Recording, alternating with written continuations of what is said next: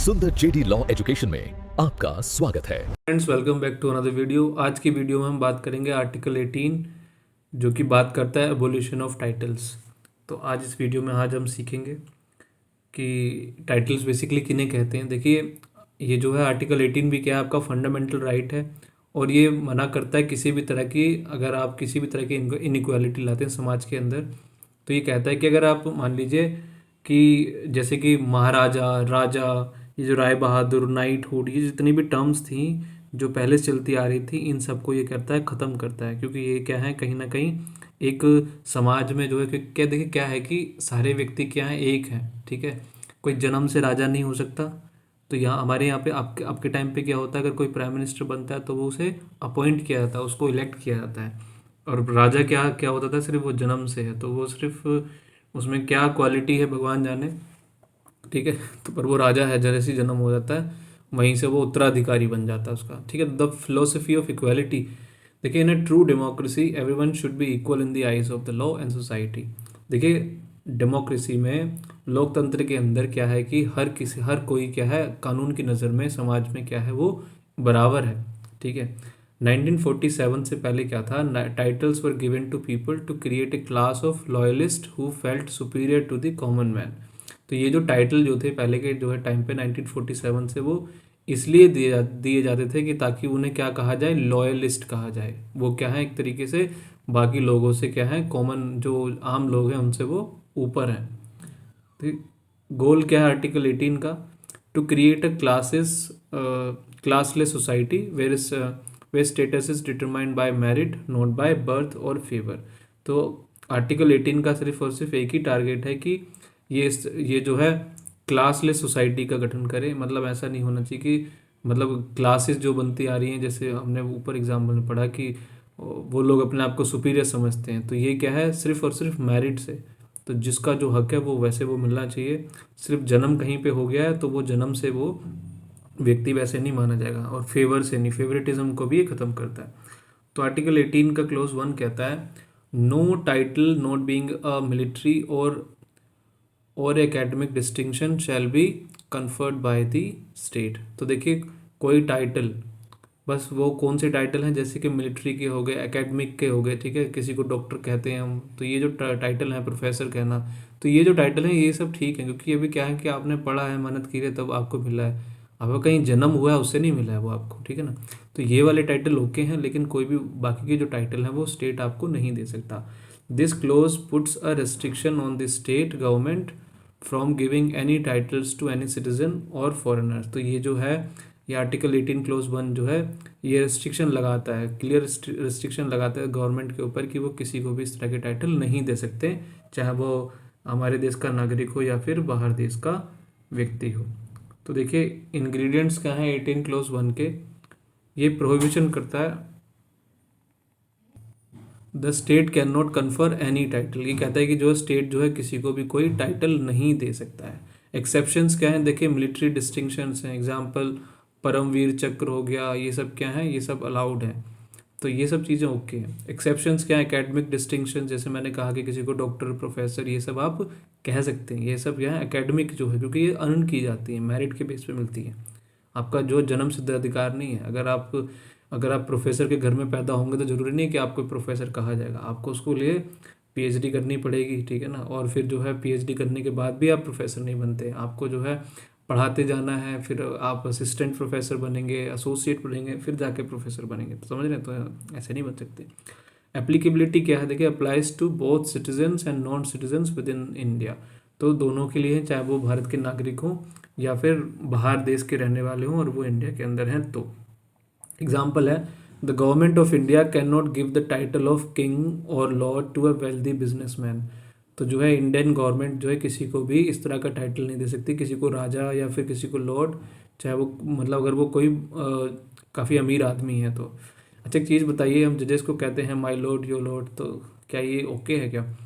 Exception है इसके अंदर, a university can give the title of doctor PhD to a student because it is an academic distinction. तो university से हमने कहा कि भाई वो पीएचडी दे सकती है, उसको डॉक्टर कहा जा सकता है, क्योंकि मैंने जैसे कहा ना कि वो किसी मान ली किसी पीएचडी होल्डर के घर में उसका जन्म होगा तो वो खुद से भी उस वो ये नहीं है कि उसकी ये कि वो भी पीएचडी होल्डर बन गया, उसको अर्न करना पड़ेगा, जाके पढ़ना पड़ेगा, ग्रेजुएशन करेगा, मास्टर्स करेगा, एमफिल करेगा, फिर समझ रहे हैं, फिर पीएचडी होगी। ठीक है। इसका क्लोज टू कहता है no citizen of India shall accept any title from any foreign state. तो कोई भी जो है इंडिया का सिटीजन है वो बाहर देश से भी कोई भी टाइटल नहीं एक्सेप्ट कर सकते हैं। ठीक है। तो ये प्रोहिबिट करता है। This clause restrict citizen of India, it ensures their loyalty remains to India and they are not influenced by foreign honours. तो ये एक इंडियन सिटीजन्स के ऊपर रिस्ट्रिक्शन लगाता है, कहता है कि देखिए आपको इंडिया के प्रति वफादार रहना है और किसी भी और चीज़ों से इन्फ्लुएंस नहीं होना है। ये जो फॉरेन के जो ऑनर्स वगैरह हैं इनको नहीं एक्सेप्ट करना है, तो ये चीज़ कहता है। ठीक है। इसके इंग्रेडिएंट्स क्या हैं? Applies only to citizen of India. ठीक है। क्योंकि देखिए बाहर के देश दे रहे हैं तो कौन नहीं एक्सेप्ट करेगा? हम ही लोग नहीं एक्सेप्ट करते हैं, तो इंडियन सिटीजन्स नहीं एक्सेप्ट कर सकते। एक्शन क्या है? Absolute prohibition on accepting titles. तो आप जो है अगर ऐसा करते तो लॉयल नहीं है, फिर आप समझ रहे हैं, तो फिर इस तरह की ये क्या है, एक्सेप्ट नहीं कर सकते, बिल्कुल ही प्रोहिबिटेड है। सोर्स क्या है? फ्रॉम एनी फॉरेन स्टेट, किसी भी कंट्री से आप उनकी चीज़ों को नहीं मतलब एक्सेप्ट कर सकते। There is no provision for permission here, it is complete ban for citizens. तो यहाँ पे कोई भी तरीके की कोई ये नहीं कि सरकार से परमिशन ले लेंगे तब मिल जाएगा, ये कंप्लीट ही क्या है, बैन है। हाँ, लेकिन अगर बात रही ये सब पीएचडी वगैरह की और प्रोफेसर, तो ये सब तो ओके है ना, ये भी सब क्या है, एकेडमिक है, तो उसमें कोई इशू नहीं है। एग्जाम्पल है, if the king of England wants to give the title of sir knighthood to an Indian cricketer, the cricketer can not accept it while remaining an Indian citizen. तो मान लीजिए कोई क्रिकेटर इंडिया का कोई cricketer है और उसको England का जो राजा है उसको एक उपाधि देता है कि आपको आज से जो है सर नाइटहुड जो है बुलाया जाएगा आपके नाम के साथ में, तो वो एक्सेप्ट नहीं कर सकते। समझ रहे हैं? आगे चलते हैं। देखिए आर्टिकल 18 का क्लोज 3 कहता है कि no person who is not a citizen of India shall while he holds any office of profit और trust under the state accept without the consent of the president any title from any foreign state. तो कोई भी व्यक्ति हो India का, जब वो क्या है कि मतलब कि सरकारी नौकरी में हो, ऐसे समझ लीजिए, ठीक है, या किसी भी तरीके से जो भी है स्टेट के अंदर आनी चाहिए वो चीज़ें, आप स्टेट की जो भी डेफिनेशन है उसके हिसाब से समझ लीजिए। अगर आपको आर्टिकल 12 ठीक से क्लियर है तो वो जितने भी डिपार्टमेंट हैं वो सब क्या है, वो देखिए वो एक्सेप्ट नहीं कर सकते बिना जो है प्रेसिडेंट से क्या है उसमें कंसेंट लेना पड़ेगा। ठीक है, तभी मतलब हो सकता है, इसके अलावा जो है वो एक्सेप्ट नहीं कर सकते किसी भी फॉरेन कंट्री से। इसके इंग्रेडिएंट्स क्या हैं? देखिए नॉन सिटीजन्स, इसके लिए फॉरेनर्स के लिए, ठीक है, working for the Indian condition government office of profit trust. तो ये कौन लोग हैं? बेसिकली क्या है कि है तो फॉरेनर्स लेकिन कहाँ है, वर्किंग किस में, इंडियन गवर्नमेंट में काम कर रहे हैं, जो भी हैं जितने भी डिपार्टमेंट्स हैं। ठीक है, जो भी आर्टिकल 12 के हिसाब से जो है ना उनके हिसाब से चल लेना, वो सारे डिपार्टमेंट्स हैं, मैं इतनी लिस्ट तो बता नहीं सकता। रिक्वायरमेंट क्या है? Needs consent of the president of India. तो हैं तो ये लोग बाहर के, लेकिन फिर भी जो है इंडिया के प्रेसिडेंट से कंसेंट लेना पड़ेगा। एग्जाम्पल है, French national working as a scientist in ISRO, तो Indian government receives a title from a France, he can only accept it if the president of India gives permission. तो वो देखिए French का रहने वाला, वो फ्रांस का रहने वाला है, फ्रेंच आदमी, वो जो है इसरो में काम करता है, अगर उसको कोई टाइटल दिया जाता है फ्रांस की गवर्नमेंट से तो वो तभी एक्सेप्ट कर सकता है अगर इंडिया का प्रेसिडेंट उसको परमिशन देता है तो, क्योंकि देखिए वो इंडियन डिपार्टमेंट में, गवर्नमेंट डिपार्टमेंट में काम कर रहा है ना, तो इसीलिए उसको जब तक वो काम कर रहा है तब तक उसको परमिशन लेनी पड़ेगी, अगर नहीं काम कर रहा तो फिर बात अलग है। तो इसका क्लोज 4 कहता है no person holding any office of profit और trust under the state shall without the consent of the president accept any present emolument और office of any kind from और अंडर एनी फॉरेन स्टेट। तो कोई भी person, देखिए वैसे एकदम similar सी बात है कि कोई भी व्यक्ति जो कि क्या है ऐसे ही मतलब ऑफिस ऑफ प्रॉफिट जो है किसी डिपार्टमेंट में काम कर रहा हो, ठीक है, वो चाहे ट्रस्ट हो, वो सब क्या है स्टेट की बात हो रही है, तो बिना कंसेंट लिए प्रेसिडेंट के वो किसी भी तरह का प्रेजेंट हो गया, ठीक है, इमोल्यूमेंट हो गया, ठीक है, ये सब चीज़ें क्या है वो एक्सेप्ट नहीं कर सकते, कहाँ से, किसी भी जो है फॉरेन स्टेट से। This applies to both citizens and non citizen, तो ये दोनों के लिए ही है, जो भी गवर्नमेंट जॉब होल्डर हैं उन सब के लिए ही ये अप्लाई होता है। देखिए इसके इंग्रेडिएंट्स हैं किसके लिए? देखिए एनी पर्सन है, दोनों के लिए, ठीक है, फॉरेनर्स और इंडियंस के दोनों के लिए, जो भी जो है जो गवर्नमेंट ऑफिस में काम करते हैं। आर्टिकल 12 में देख लीजिए क्या नहीं ले सकते वो, देखिए प्रेजेंट हो गया, गिफ्ट हो गया, इमोल्यूमेंट जो है, जो मतलब सैलरी वगैरह ऑफिस, ठीक है, तो ये सब नहीं एक्सेप्ट कर सकते। कहाँ से? Any foreign state. कंडीशंस क्या है? देखिए must have consent of the president, तो प्रेसिडेंट से कंसेंट लेना पड़ेगा। एग्जाम्पल है, an Indian diplomat IFS officer can not accept a diamond watch और a salary from the US government without the president consent. तो कोई भी इंडिया का मतलब मान के चलिए कि इंडियन डिप्लोमेट है, IFS ऑफिसर है, तो वो अगर कोई उसको जो है बाहर देश का व्यक्ति या कोई गवर्नमेंट है उसको कोई महंगा गिफ्ट दे रही है, यहाँ पे जैसे कि हम डायमंड वॉच की बात कर रहे हैं, या किसी तरह की उसको सैलरी देती हैं, तो वो एक्सेप्ट नहीं कर सकता, लेकिन परमिशन किससे लेनी होगी? प्रेसिडेंट ऑफ इंडिया से। तो एक कन्फ्यूजन है टाइटल वर्सेस अवार्ड। तो देखिए टाइटल क्या है? फॉरबिडन है। टाइटल्स जो है लाइक राय बहादुर और सर, ये सब क्या है? यूजली हेरिडेटरी हैं, ये जन्म से मिलते हैं आपको, और granted to create superior class, या फिर जो है वो एक क्लास को क्रिएट करने के लिए, इस तरह के ग्रुप बनाने के लिए, समझ रहे हैं? ये जो है आपको क्या है? जन्म से और एक तरीके से फेवर के रूप में मिलते हैं, समझ रहे हैं? लेकिन क्या है कि जो चीज़ और अवार्ड क्या होते हैं वो मेरिट पे मिलते हैं, जैसे अवार्ड्स लाइक भारत रत्न, पद्म भूषण और इतने सारे चीज़, ये सब अवार्ड्स हैं, अर्जुन अवार्ड, बहुत सारे हैं, तो ये सब क्या है? आपको मेरिट पे मिलते हैं, ठीक है ना? आपने कोई कोई चीज़ अचीव की होती है उसमें, ठीक है, कोई भी कर सकता है बेसिकली इसमें। केस लॉ है इसके अंदर, Balaji Raghavan versus union of India 1996। देखिए वैलिडिटी ऑफ नेशनल अवार्ड की बात इसमें हुई है, भारत रत्न, पद्म अवार्ड्स, ये सब क्या है? टाइटल हैं या नहीं है अंडर आर्टिकल, इसके ऊपर बात हुई है इस केस के अंदर। तो इसके देखिए फैक्ट्स हैं, the petitioner challenge the validity of national award like Bharat Ratna, Padma Vibhushan etcetera. They argued that these awards create a class of super citizens and violets article 18। तो इसमें कहा गया कि जी ये जो भारत रत्न, पद्म विभूषण और जो बहुत सारे केसेस, बहुत सारे अवार्ड हैं, ये जो दिए जाते हैं, ये क्या है? बेसिकली एक क्लास बनाता है एक तरीके सुपर सिटीजन्स की, तो ये आर्टिकल 18 का वायलेशन है। तो इसमें इशू था whether the award like Bharat Ratna, Padma Vibhushan और पद्म भूषण और पद्मश्री, जितने और भी जो टाइटल्स हैं, ये सब क्या है? क्या ये with in the meaning of article जो है, क्या ये यही मतलब इनका भी मतलब टाइटल ही है क्या? ये जो अवार्ड वगैरह हैं, ये भी जो टाइटल के वर्ड में ही आते हैं क्या कॉन्स्टिट्यूशन में? तो देखिए कोर्ट ने जजमेंट में कहा, held that the national awards are not titles. तो ये जो इनको पहली बात तो टाइटल ही नहीं कहा गया, ठीक है, तो जब टाइटल नहीं है तो आर्टिकल 18 से बाहर हो जाते हैं। आर्टिकल रीजनिंग थी, article 18 अबॉलिशेस hereditary titles of nobility. तो ये जो चीज़ें जन्म से मिलती हैं, ठीक है, जो आप इनहेरिट करते हो। और अवार्ड क्या है? Recognise merit and public service. तो ये क्या है? ये मेरिट से मिलता है आपको, और कोई भी व्यक्ति इसको ले सकता है। कंडीशन क्या है? These awards can not be used as a prefixes और सफिक्सेस टू नेम। पर ये क्या है? जैसे हम PhD करके डॉक्टर लगा लेते हैं, प्रोफेसर लगाते हैं, ऐसा आप जो है नहीं लगा सकते।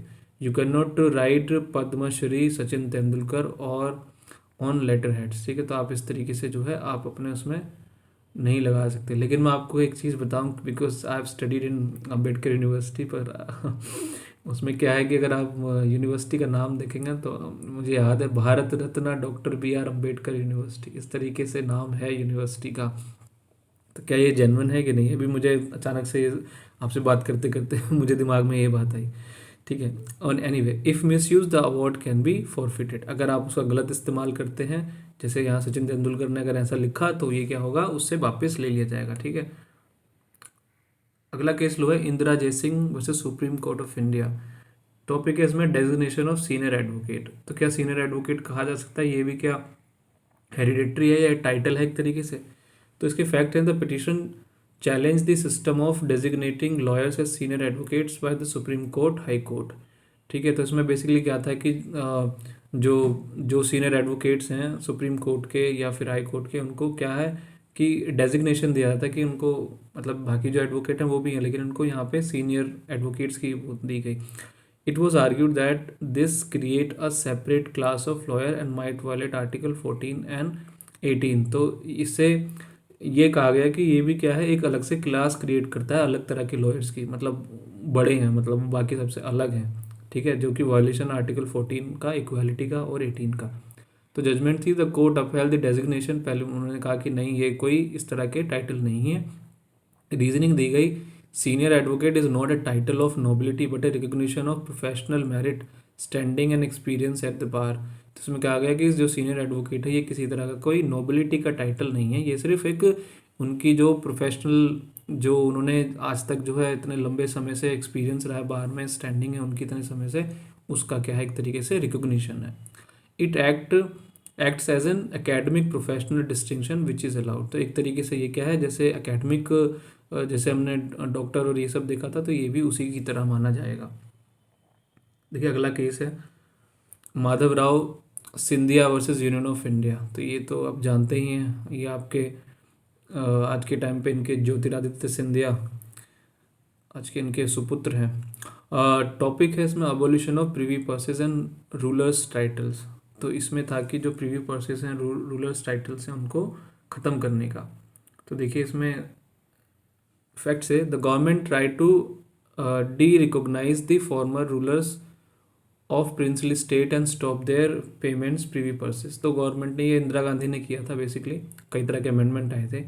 तो उसने क्या किया कि जो उनको जो एक कि सरकार एक तरह की जो चीज़ें, कुछ ये जो सुविधाएं ये प्रोवाइड कराएगी, पेमेंट्स होती थी एक तरह की, इनको मंथली और ईयरली के तरीके से मिलती थी, जो कि क्योंकि ये लोग क्या थे कि इंडिया के साथ में जुड़ गए थे, ठीक है, जब ये इंडिया बना था, तो उनको कुछ प्रोमिस की गई थी इस तरह की कि आपको मंथली में ऐसे करके आपको मिलता रहेगा। तो बात आई कि भाई क्या ये इसकी validity of abolishing these constitutional guarantees. तो तो बेसिकली यही था कि क्या इसको भाई मतलब कि क्या एक तरीके से क्या कॉन्स्टिट्यूशनल गारंटी है क्या।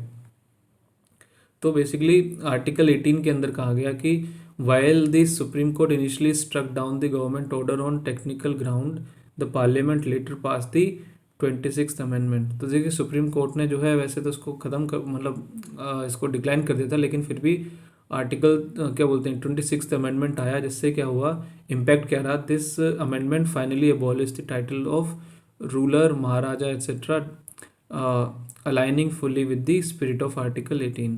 देखिए सुप्रीम कोर्ट ने तो इसको मना कर दिया, ठीक है, कुछ टेक्निकलिटी थी जिसकी वजह से इसकी जजमेंट को जो है उलट दिया, लेकिन बाद में उसके बावजूद भी जो है ये 26 अमेंडमेंट आया जिसने साफ कहा कि ये जो है अबॉलिश है, इस तरह के टाइटल, रूलर कहना, किसी को महाराजा कहना, ये सब अलाउड नहीं है आर्टिकल 18 के अंदर। तो फिर ये अमेंडमेंट से हुआ बेसिकली, जजमेंट से नहीं। फिर देखिए केस लो बालाजी राघवन, इसमें कुछ गाइडलाइंस दी गई हैं। कॉन्टेक्स्ट था देखिए, in the same judgement the court notice that awards were being given without proper checks. तो इसमें कहा गया कि जो है जो अवार्ड्स वगैरह दिए जाते हैं वो बिना किसी मतलब सही तरीके से नहीं दिए जाते, कोई मतलब वो नहीं है एक तरीके से, क्योंकि आर्टिकल 18 के अंदर फेवर की बात आती है ना, तो फेवर के तरीके से ये बात की गई। तो misuse and favouritism is in granting awards. तो अगर आप फेवर के तरीके से देते हैं, है ना, क्योंकि फेवर अगर करेंगे या उसको उसको अगर वो हेरिडिटरी भी है, तो दो तरह की चीज़ें क्या है, वो टाइटल की कैटेगरी में आ जाती है, फिर वो अवार्ड नहीं रही फिर। तो जजमेंट ने कहा गया कि court directed the formation of high level committee to recommend names. तो इसमें हाई लेवल कमेटी बनाई गई जिसमें कहा कि भाई नाम को बताइए किस किसको मिलना चाहिए, to ensure that the award does not degenerate into a title of patronage, strict criteria and a limit on the number of award approx 50 per year were suggested to maintain dignity। तो उसके अंदर कहा गया कि देखो award कहीं ना कहीं टाइटल का नाम ना ले लें, समझ रहे हैं, तो इसको इसलिए जो है हाई लेवल कमेटी बनाई गई ताकि जो है इस तरह की चीज़ें ना हो, और इसमें क्राइटेरिया जो है स्ट्रिक्ट क्राइटेरिया जो है सेट किया गया, और नंबर ऑफ अवार्ड भी एक साल के अंदर कितने दिए जा सकते हैं, 50 दिए जा सकते हैं, वो भी एक लिमिट लगाई गई, ठीक है, जिससे कि हम जो है मेंटेन कर सकें डिग्निटी को।